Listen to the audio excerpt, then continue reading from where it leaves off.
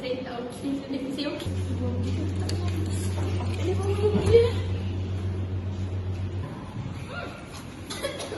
Saya tak.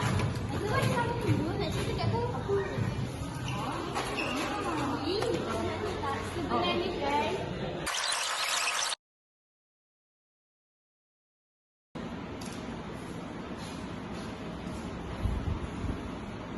Aduh, aku apa yang tadi sakit pula. Rambut lah. Aku bosan hari ni. Nak kenakan siapa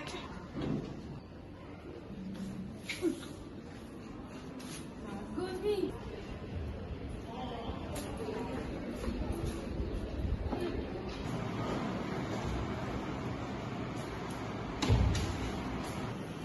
Ilah, ada botol ni.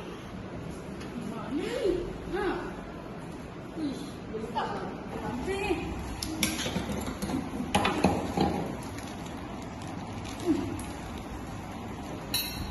Banyak gila tu kerja cikgu bagi. Haa lah, kerja PM pun ada lagi. Banyak gila aku tak siap lagi. Aku pun sama. Kerja buat apa? Weh, sikit, dia dengar.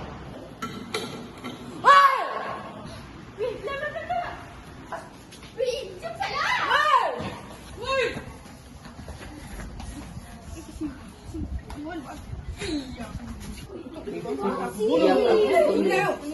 Nasib dulu lah.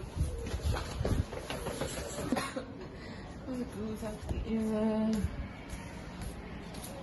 Weh, jangan naik tu weh. Lah, biarlah bukan dari aku. Bukan betul ikut sekali lah aku dah minum ketak. Weh, aku cakap jangan. Kau ni degil lah. Sumpah lah, suruh aku. Aku tak expect kan luar macam ni tak tahu. Kau ada buat apa-apa juga ni? Tak ada. Oh, aku teringat. Ni sebenarnya aku dah tahu lama. Aku tahu dah pada Syafira. Aku ingat tak Syafira yang meninggal dunia dulu kita tak kena dulu. Ingat. Dia tu cerita kat aku. Tapi aku pun nak cerita kat kau. Alah, aku pun tak cerita lah. Baru aku tak tahu sebenarnya. Aku tak ada orang nak bantu kau kat kau. Sebab aku rasa sedih. Aku tak tahu kenapa. Okey lah.